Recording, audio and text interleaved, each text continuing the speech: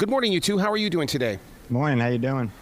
I'm doing good. How are you? I want to start things off by, I think that we are still in this lost world when it comes to what a Bitcoin is. And it's because, only a few people understand it. My financial guy says, the hell you're going to go that direction. We're not going that way. And yet, now we've got Bitconned. It's like, what's going on here?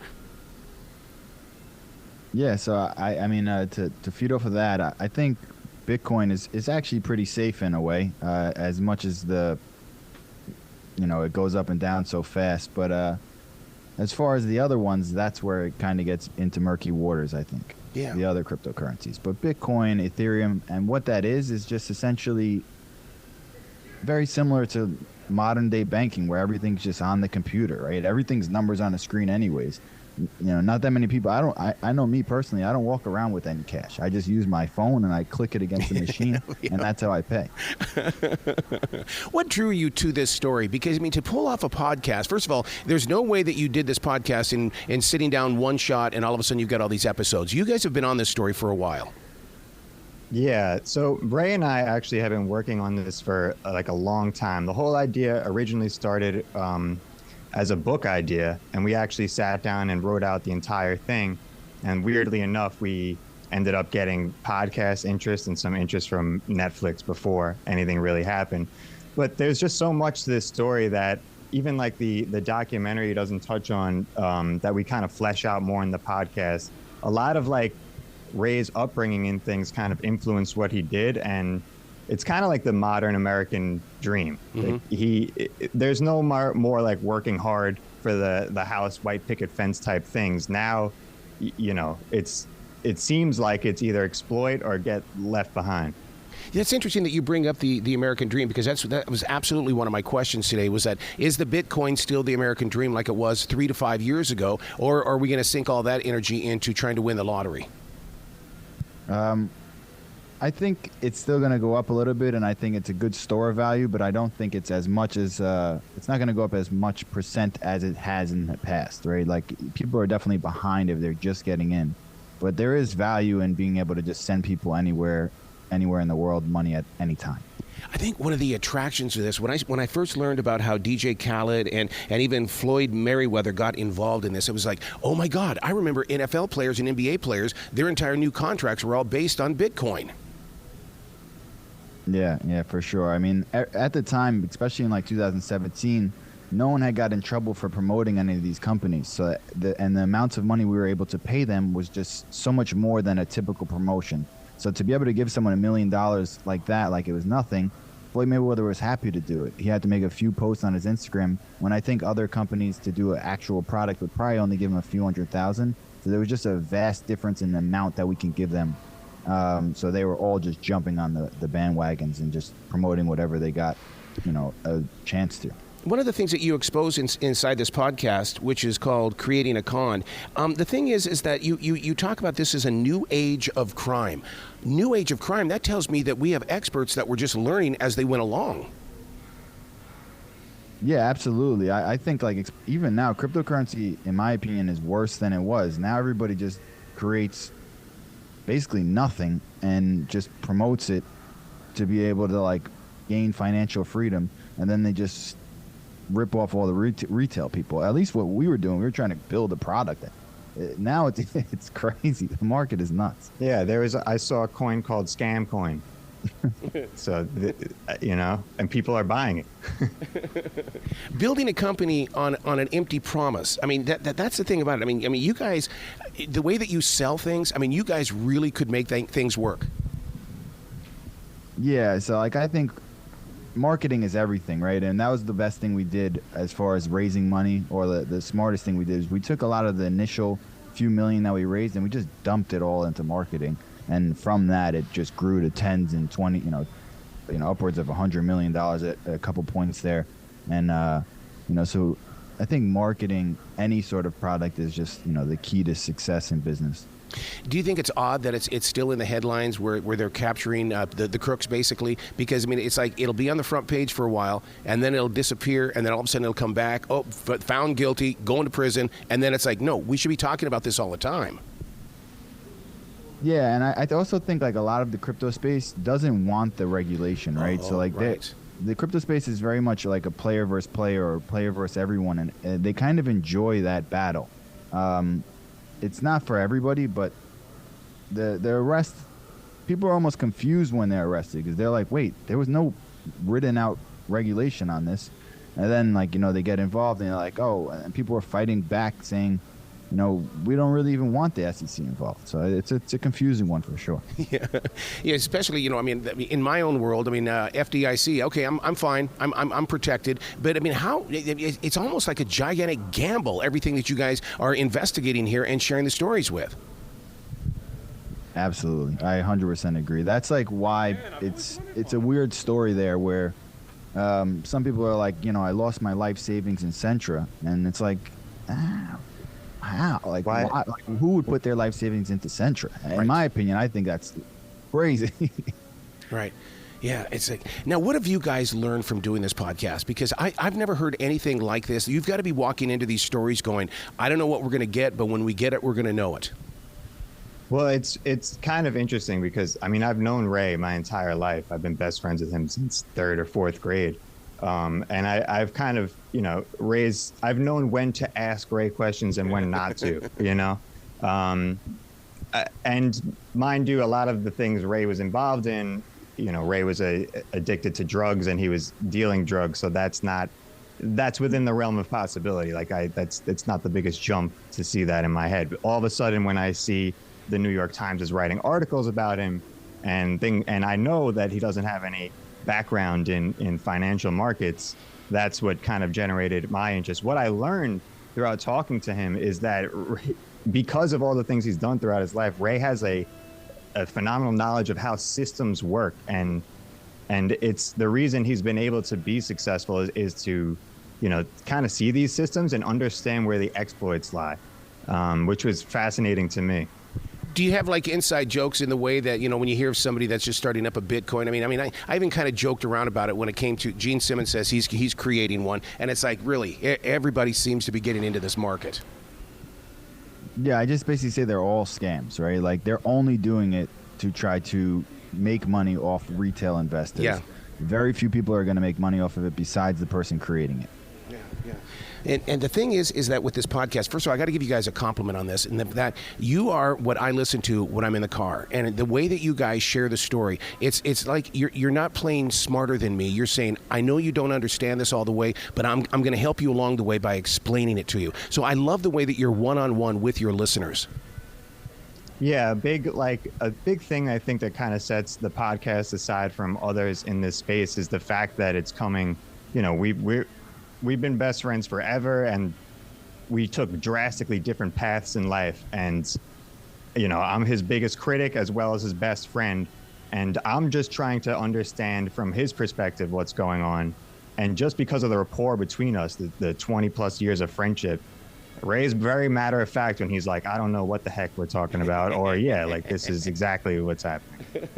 When the FBI comes knocking on your door, we all have that fear because we all think, oh God, I did something wrong. Here comes the FBI. I can't imagine how fast your heart stopped. Yeah, that was a crazy thing. I was laying there naked in my bed with my girlfriend at the time, and I heard, I always had, hundreds of thousands of dollars just laying around in my house.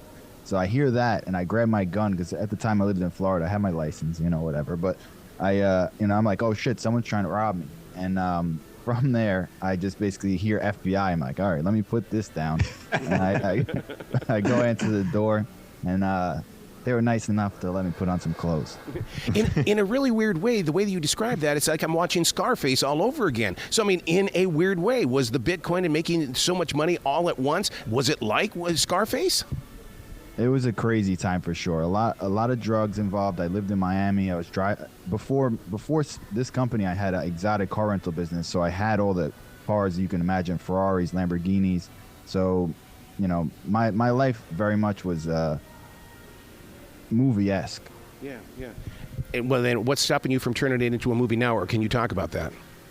Yeah. We're finishing up a book that we're trying to get out and trying to get published, and then from there, 100%, that would be the goal, to sell it sell it and get the movie rights sold. And, we just want to make sure it's with the right production company. I'm glad you said the book, and the reason being is because if you go back and you study what podcasting is and how it started, it was always the authors that wanted to be heard, and so therefore that's where podcasting really got its first step. It wasn't the comedians or anything like that. So I'm so proud of you for doing the writing, doing the podcasting. Now let's grow this picture. Yeah, and it's funny how things ended up happening, because Ray and I actually got together and wrote we pretty much wrote the entire book out. And based on the proposal for the book is actually how we got interest in the podcast and all that. So the podcast is actually a lot more similar to the tone of the book than, let's say, like the documentary is. I would say the book's a little darker and more raunchy. Now, the way you put the podcast first. So now, how's that change your speaking style with the book then? Because I mean, you guys are so one-on-one on the podcast. What is that doing to your writing? So, the book's gone through like several evolutions as of now. But to be honest, it hasn't really, if anything, it's informed my writing, because it's still very different, right? There's still certain ways I can't say things on the podcast that I can say in my own book. The podcast also was written by Ben Fetterman, who we work very closely. We wrote a lot together. But in the same time, it's a collaborative effort between the two of us. And so the book is much more just me, and I'm able to say whatever I want, and Ray is taking me through. It's almost like Dante's descent through hell, kind of. So the podcast very much helps in the book writing. When you have a story like this, and I've always believed that your past really is only based upon a true story, how do you know what truth is, even though, because you were bending the truth to create a truth. So what is the truth, and what are you living by? That was a lawyer's question. Break down that question. That was like a lawyer, wasn't it? I've been watching too much court TV. I think I kind of, first of all, Ray's truth, you have to understand, for like the first third of this, there's a lot of Xanax involved, so the truth is already going to be a little fuzzy. But the truth lies somewhere in between all of these stories, right? Yeah. Because our own memories are fickle. You can believe something's the truth, but it happened differently. That's the nature of having a brain.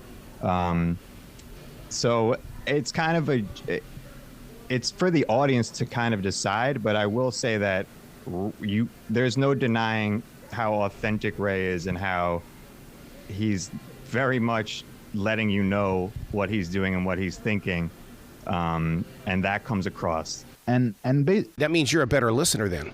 Who, me? Yeah, because when you're sitting there and you're sharing that story, it's like going, oh my God, he really, when Ray is talking, it's like, I better listen, because if I miss out on something, I missed out a big part of what we're supposed to be doing.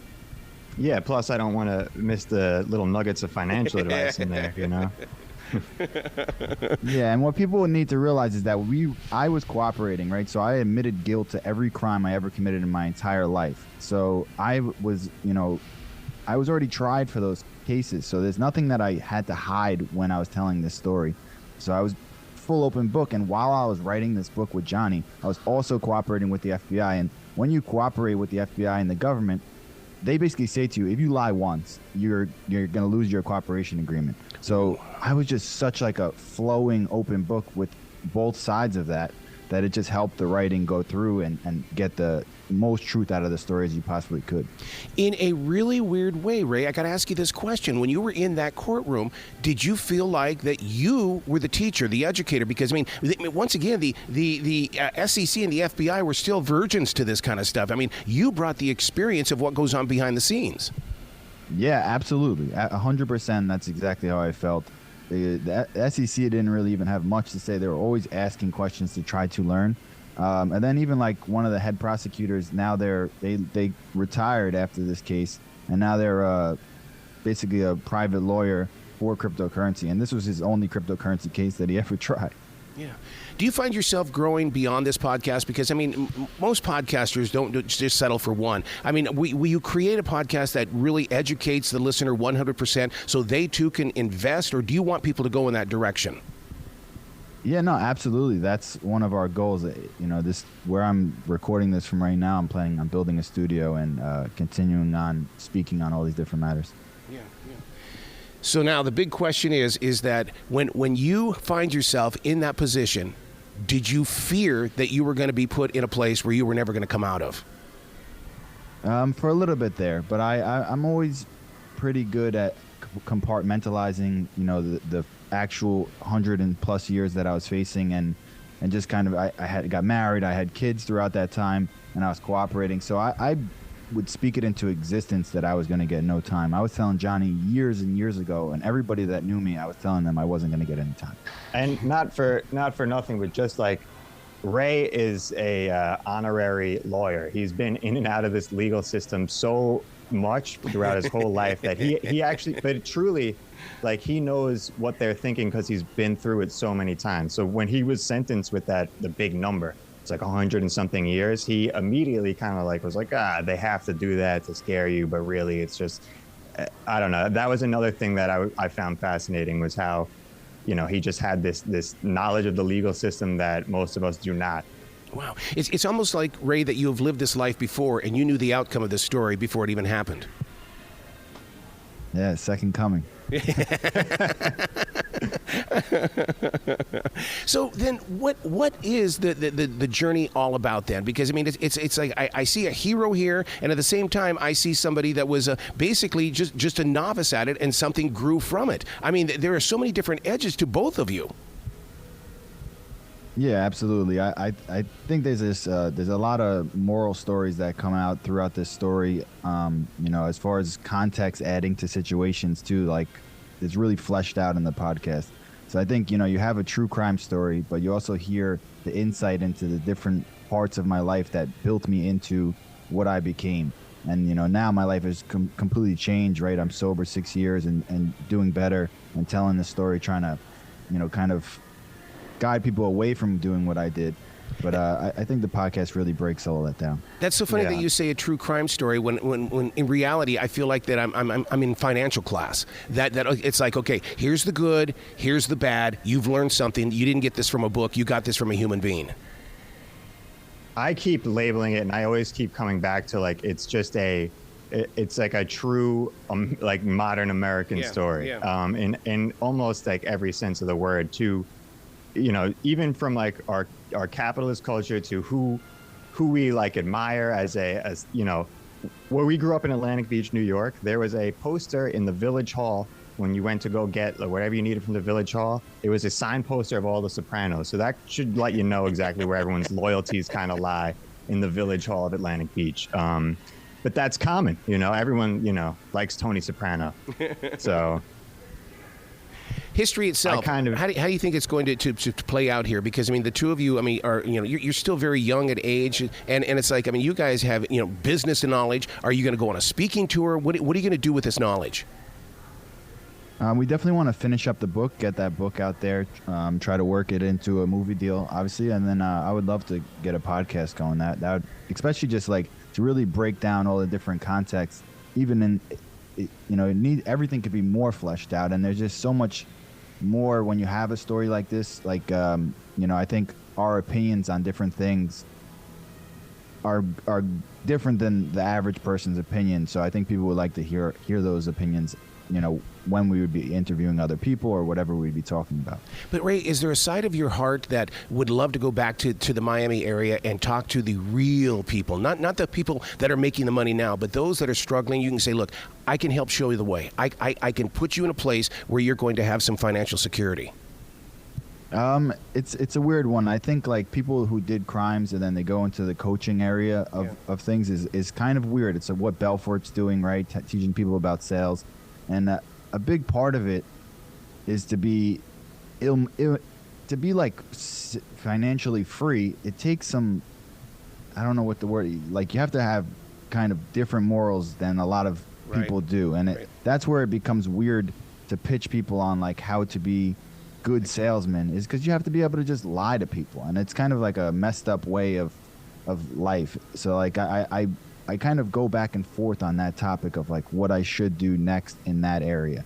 I more so rather educate people against the bad things and on what I think is good in life. Yeah. You guys have got to come back to the show anytime in the future. The door is always going to be open for you. I appreciate All right, it. yeah, we had a great time. Excellent. Will you guys be brilliant today, okay? You too. Thank you. Thank you.